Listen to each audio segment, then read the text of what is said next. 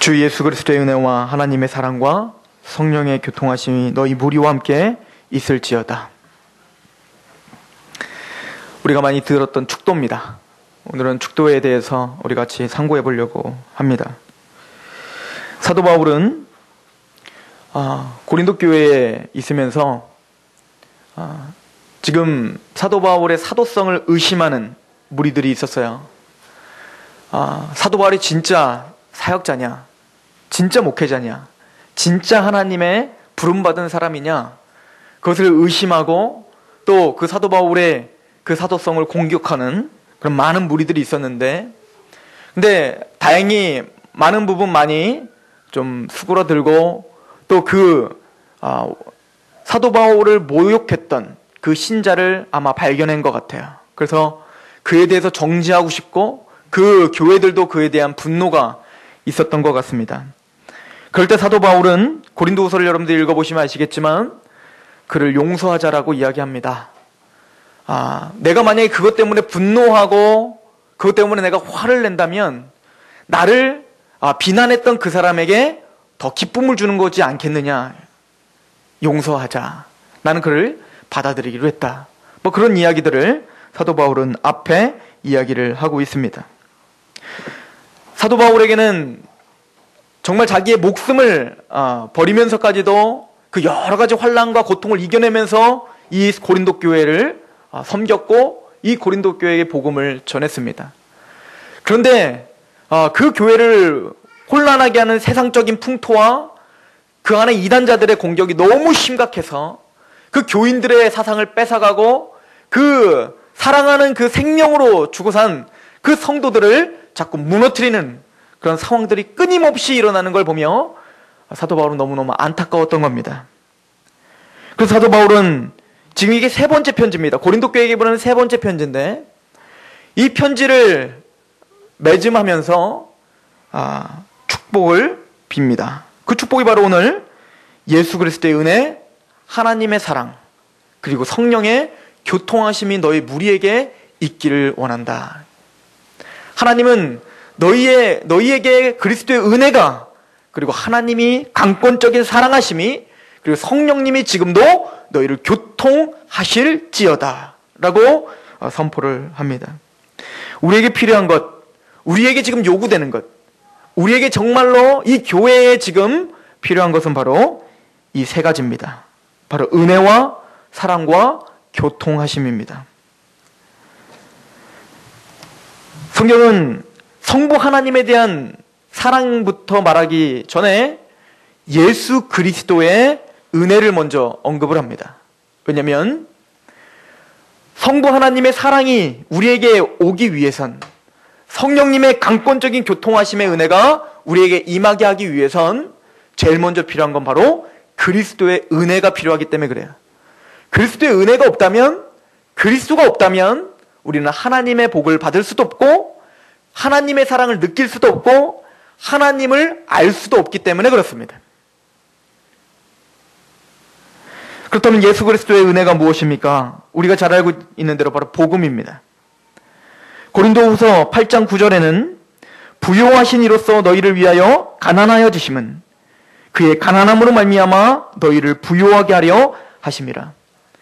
예수님이 우리가 당할 수 있는 모든 고통, 그 어떤 고통보다도 가장 큰 고통을 당하셨던 예수 그리스도의 그 고난을 통하여 또 가장 부요하시고 가장 부자이신 천지를 창조하신 주관자께서 이 땅에 오시고 가장 비천한 자리로, 그리고 가장 모욕의 자리로, 그리고 가장 가난한 자리로 오신 이유는 우리를 부요하게 하려 하심이라는 거예요. 예수님의 십자가의 은혜를 통하여서 저와 여러분들이 부요하게 됐다는 겁니다. 이건 단순히 물질적인 부유함을 넘어서는 것입니다.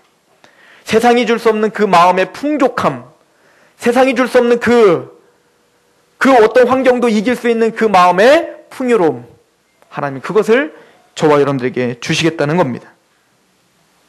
빌립보서 2장에도 그분은 원래 하나님과 동등하신 분이신데 동등됨을 취할 것으로 여기지 아니하시고 이 땅에 종의 형체를 띠고 이 땅 가운데 육신을 입고 오셨다. 그의 낮아짐으로 가장 영광스러운 영광을 받으셨다. 이것이 주님이 우리에게 베풀어 주신 은혜입니다. 에베소서 1장을 보시면 하나님께서 창세전에 우리를 택하셨다고 말합니다. 또 예수 그리스도의 십자가의 사건으로 우리의 모든 죄를 사해 주셨다고 이야기합니다. 또 성령님으로 말미암아 우리가 그 말씀이 적용되고 인쳐졌다 이야기를 합니다. 그런데 에베소서 1장 그 한 장에는 예수 그리스도 안에서라는 말이 또 그 안에서, 그 아들 안에서라는 말이 한 절 한 절마다 있어요. 즉 우리에게 오는 창세전에 하나님이 예정하신 것, 또 여러분들이 구원받은 것, 오늘도 숨을 쉬고 살아가는 것, 이 모든 것이 다 그리스도 예수 안에서 이루어진다는 거야. 또한 예수님은 십자가에 죽으셨다가 부활하셔서 지금은 하나님의 우편에서 우리를 위해서 친히 간구하신다. 그래서 요한일서에는 우리에게는 대언자가 계시다. 바로 우리를 위해서 십자가에 죽으신 예수 그리스도다.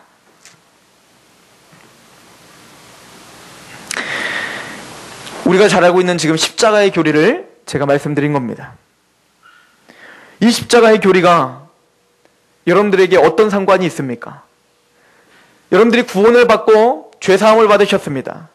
그리고 그 예수님의 은혜가 왜 오늘도 우리에게 필요하겠습니까?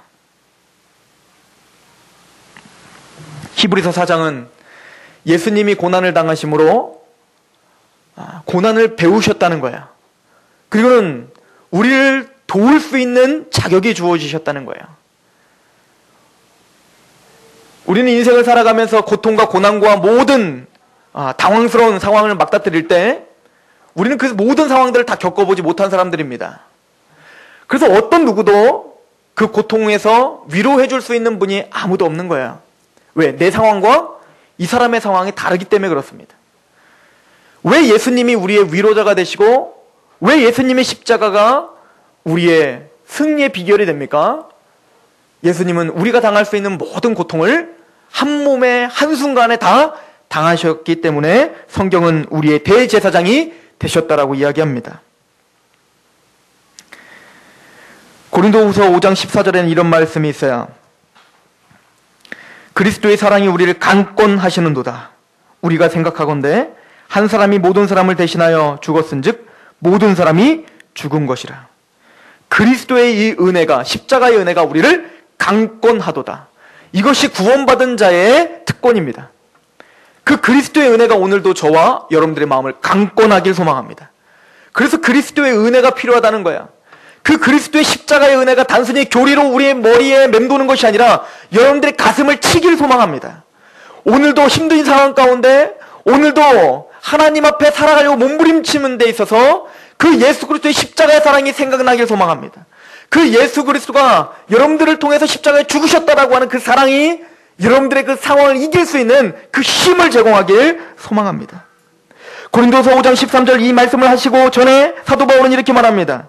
우리가 만일 미쳤어도 하나님을 위한 것이요 정신이 온전하여도 너희를 위한 것이다. 사도 바울은 이것밖에 생각이 안 났다는 거예요.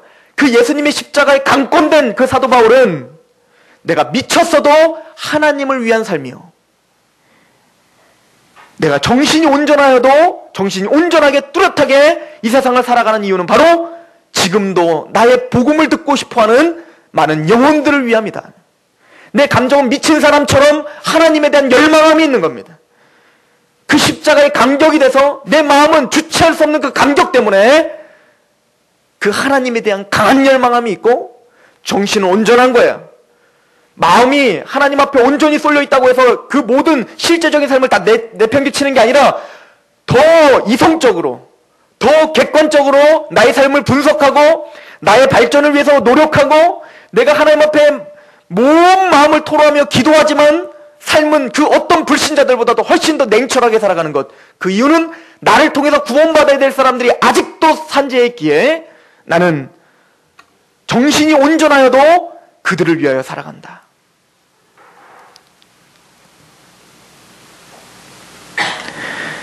미국 보스턴시에 스트로사라고 하는 젊은 청년이 있었습니다. 그 청년은 사업을 하려고 하는데 많은 실패를 겪어봤고 그리고 그 사업 자금이 없는 거예요. 그리고는 대출을 받으려고 해도 아무것도 없는, 대출을 받을 수도 없는 상황이고 그 인생이 이제는 실패구나라고 생각이 드는 겁니다. 그러다가 미국의 거부인 바턴이라고 하는 회장에게 찾아갑니다. 그냥 무턱대고 찾아가는 거예요. 찾아가서 나는 담보도 없습니다. 나는 가진 것이 없습니다. 그러나 나에겐 이런 꿈이 있고 이런 사업 계획이 있습니다. 나를 도와주시면 반드시 내가 당신에게 은혜를 갚겠습니다. 사람들은 다 비웃었습니다. 아니 그 세계 재벌인 이 바턴 회장에게 아무런 담보물도 없는 장사꾼에게 그렇게 나간단 말인가? 그런데 그 바턴은 그 청년의 용기와 그 계획을 믿었어요. 내가 당신에게 2,000불을 빌려주겠소. 그리고 2,000불을 아무 담보 없이 빌려준 겁니다. 그리고는 정말로 이 스트로사라고 하는 기업을 만들어서 대성공을 합니다. 그리고 얼마 가지 않아서 그 바턴 씨가 빌려줬던 2,000불의 이자까지 한꺼번에 갚았어요. 그리고 10년 후에 미국에는 대경제 공황이 찾아옵니다. 그때는 모든 기업이 다 부도가 나는 상황이었어요. 그때 재벌이었던 바턴 회사도 부도 직전에 위기에 몰리게 된 겁니다. 그럴 때 이 스트로사는 청년은 찾아갑니다. 그리고는 내가 당신을 위해서 75,000불을 대신 갚아드리겠습니다. 근데 이 바턴 씨는 이렇게 말을 합니다. 아니 내가 꿔줬던 2,000불은 이미 당신이 다 갚았고 이자까지 충분히 받았어. 근데 왜 그럼 빚은 이미 다 갚아줬는데 왜 나를 도우려고 하십니까? 당신은 나에게 갚을 돈이 없습니다. 그때 이 스트로사가 이야기한 얘기입니다. 분명히 빚진 돈 2,000불은 옛날에 갚았지만 당신이 베풀어 주신 은덕은 평생 갚지 못합니다. 그때 2,000불로 장사를 해서 오늘 이렇게 큰 부자가 되었습니다. 은덕과 사랑은 돈으로 계산할 수 없습니다. 돈이 문제가 아니었습니다. 자기를 믿어주고 자기를 지원해줬던 그 마음이 평생 갚을 수 없는 2,000불보다도 7만 불 그 어떤 돈으로도 환산할 수 없는 그 값어치가 그 마음에 새겨져 있었던 거예요. 그렇다면 예수 그리스도의 은혜를 깨달은 우리가 과연 어떻게 주님 앞에 갚아야 되겠습니까? 단순히 일주일에 한번 예수님 앞에 시간을 할애해서 내 몸을 복종시키며 주 하나님 앞에 예배자로 나오는 것. 내가 쓸 돈을 아껴서 주 여호와 하나님 아버지 앞에 내 삶입니다라고 11조를 드리고 나의 헌금을 드리는 것. 내가 오늘 당장 한 대를 맞고 너무 화가 나지만 그의 영혼을 위해서 예수 그리스도가 나에게 베풀어 주신 것처럼 오래 참고 기다림으로 그에게 십자가의 복음을 전하고자 내 마음을 다시 한번 가닿는 것. 우리가 할 수 있는 것, 이걸로 갚을 수 있겠습니까? 과연 예수님의 십자가의 사건이 과연 이런 것으로 갚을 수 있는 빚이겠습니까? 그럼에도 불구하고 우리는 드릴 것이 없기에 내 몸을 하나님 앞에 산재로 제사로 드릴 수밖에 없는 것, 이것밖에 없기에 우리는 예배를 드립니다. 그 어떤 것보다 우선순위로 하나님 앞에 경배를 합니다. 그 어떤 것보다도 우선순위로 주 하나님께 드릴 수 있는 제물을 뗍니다. 그리고 하나님의 복음을 어쨌든 전하려고 몸부림을 칩니다.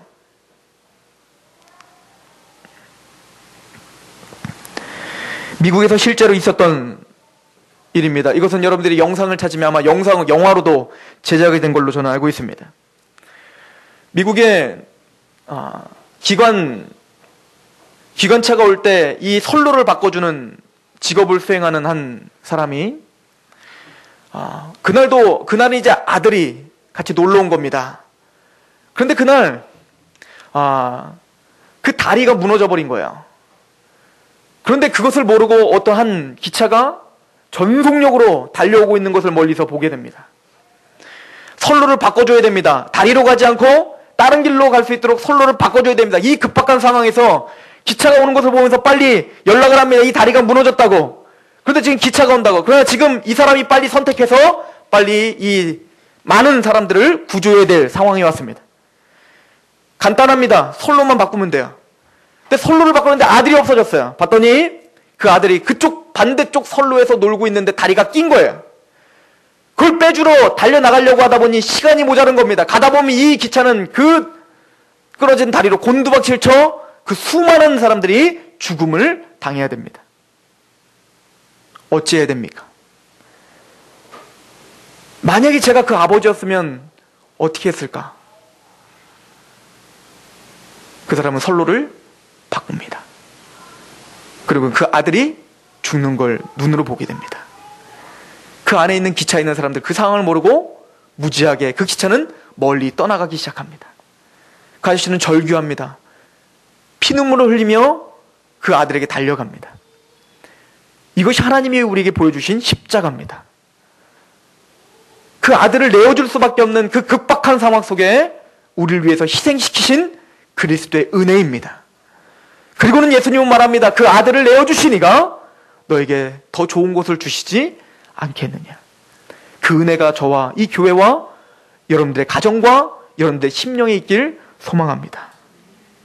그 사랑이 우리를 강권해야 됩니다. 그러지 않고는 우리 이길 수 없는 싸움을 계속 싸우고 있는 거예요. 사도 바울은 하나님의 사랑이 있기를 원한다고 말합니다. 그 하나님의 사랑이 바로 이 예수님을 내어주신 사랑이지 않겠습니까? 미국 부흥사 중에 유명한 존스 목사라는 목사가 있어요. 근데 이 목사는 어렸을 때 자기의 부흥회 때마다 꼭 이 경험담을 한다고 해요. 자기가 어렸을 때 불을 갖고 놀다가 창고에 있는 휘발유통에 모르고 불을 낸 겁니다. 순식간에 그 창고를부터 시작해서 불이 옮겨 붙어서 그 모든 집을 다 태워버린 거예요. 그래서 이 존스 목사는 도망을 갔습니다. 너무 겁나니까요. 근데 이 아버지는 너무 급하니까 너무 화가 나고 너무 분노가 차서 어찌해야 될 걸 모르고 계속 물을 붓고 그래서 마침내는 겁니다. 근데 이 아버지가 그 상황이 너무 다급해서 그 아들을 챙기질 못한 거예요. 그 분노하는 모습을 더 당황해하는 모습을 본 그 존스 목사는 도망을 갑니다.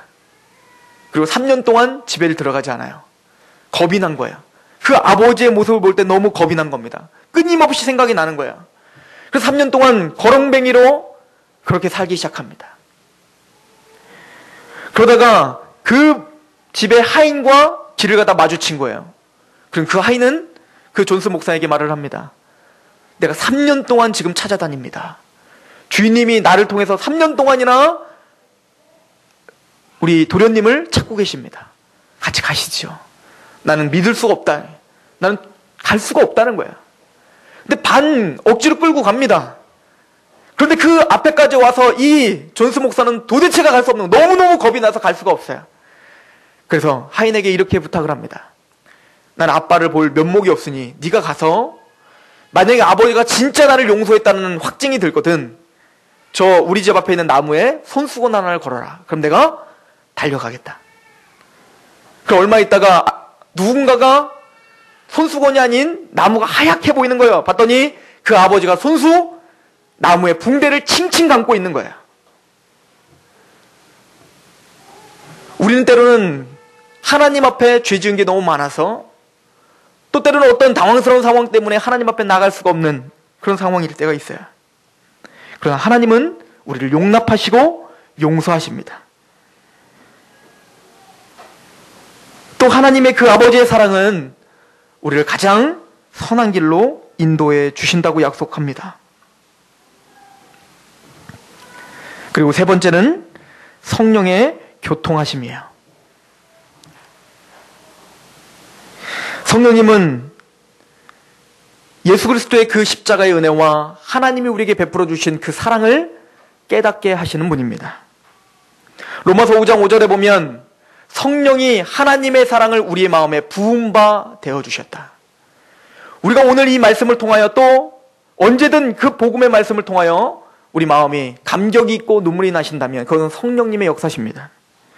이 성령님의 교통하심이 하나님의 사랑을 잊지 않도록 붙잡아 주시는 역할을 하십니다.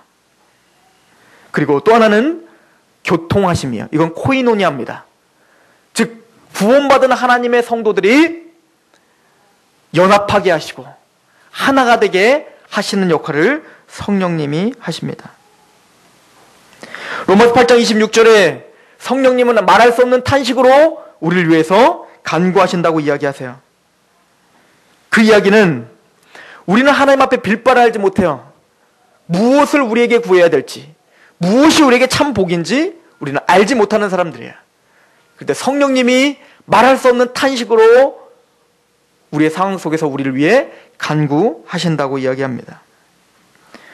저는 이 교회가 그리스도의 은혜와 하나님의 사랑과 성령의 교통이 있길 소망합니다. 여러분들 개개인적으로 복음을 만나시고 복음에 감격하여 그 사랑에 강권하여 하나님의 예배자가 되시길 소망합니다.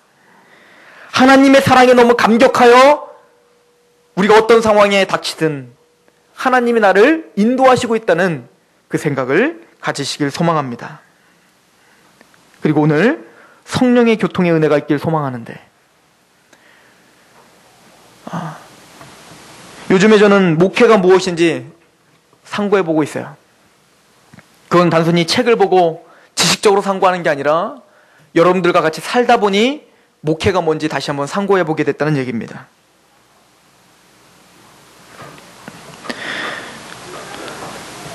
세상은 우리가 감당할 수 없는 일들이 너무 많아요. 전 요즘에 그걸 깨달아요. 우리 성도들을 각각 집안에 또 각각 있는 그 여러 가지 일들을 듣다 보면 참 많은 일이 있어요. 우리가 지금 뭐 몇천 명 있는 것도 아니고 몇백 명 있는 것도 아닌데 수많은 일들이 우리의 삶 속에서는 산재해 있다는 것을 깨닫습니다. 그리고 그 중심에 목회자로서 내가 어떻게 서 있어야 되는지를 깨달아요. 제가 이곳에 오기 전까지는 열심히 성경을 연구해서 열심히 탁월한 지식을 전해주면 되는 줄 알았습니다. 복음을 전해서 감동적인 설교를 하면 되는 줄 알았어요. 근데 그게 목회자의 본업이 아니라는 걸 이제 알게 됐습니다. 그 얘기는 교회의 본업이 단순히 그럴듯한 설교를 하고 그럴듯한 말씀을 전해서 지식적으로 참 괜찮구나, 지금까지 들어보지 못한 지식이구나, 이런 걸 깨닫게 하는 것이 교회가 할 일이 아니라는 걸 알게 됐어요. 물론 우리 교회는 그걸 계속 추구할 것이고 그 연구를 할 것입니다.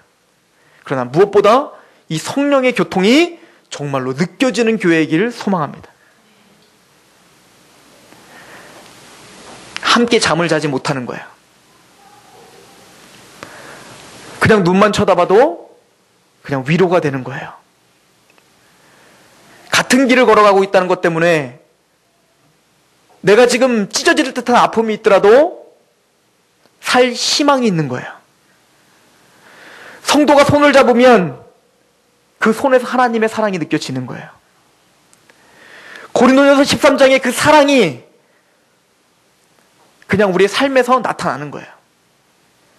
많은 말을 하지 않더라도 오래 참아주는 사랑, 많은 말을 하지 않더라도 이기적으로 나를 대하지 않는다는 그 사랑, 많은 말을 하지 않더라도 겸손하게 온유하게 나를 대하고 있다는 그 사랑, 이 사랑이 느껴지길 소망합니다.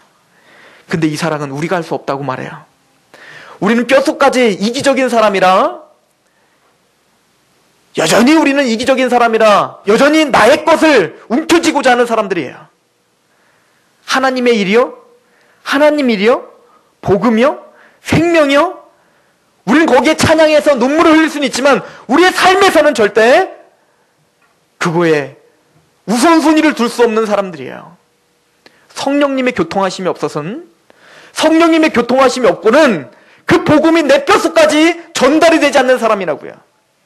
아무리 예수 그리스도가 십자가에 죽으셨다는 말을 아무리 100번 1000번 들어도 성령님이 우리에게 강권하지 않으면 그 십자가에 눈물을 흘릴 수 없는 사람들이란 말입니다. 하나님의 사랑이 끊임없이 선포되고 내가 너를 사랑한다, 내가 너를 사랑한다 말하지만 이스라엘 백성들이 오바댜에 보면 뭐라 써있는 줄 아십니까? 언제 당신이 나를 사랑했습니까? 무슨 소리냐? 내가 너를 출애굽시켰고 만나를 먹였고 너의 모든 역사를 내가 주관한 거 보이지 않는? 아니요! 언제 당신이 날 사랑했다는 말입니까? 라고 원망할 수밖에 없는 사람들이란 말입니다. 성령의 교통이 필요하십니다. 성령의 강권적인 역사가 우리에게 필요한 것입니다.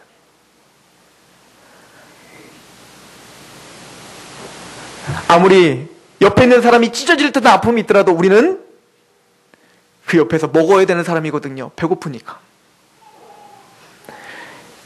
그런 사람이 우리가 어떻게 사랑을 할 수 있단 말입니까? 성령의 교통이 필요합니다. 우리의 눈빛에서, 우리의 삶 속에서, 우리 모습 속에서 소망이 없는 사람들이 소망을 찾길 소망합니다.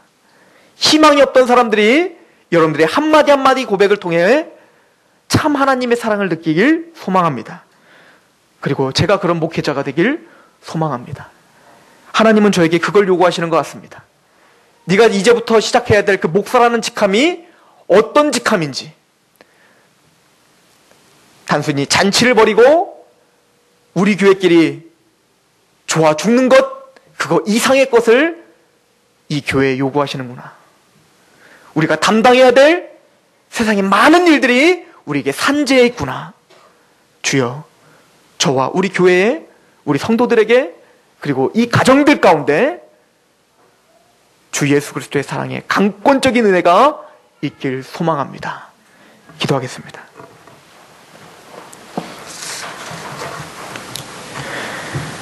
여호와는 내게 복을 주시고 너를 지키시기를 원하며, 여호와는 그의 얼굴을 내게 비추사 은혜 베푸시기를 원하며, 여호와는 그 얼굴을 내게로 향하여 드사 평강 주시기를 원하노라.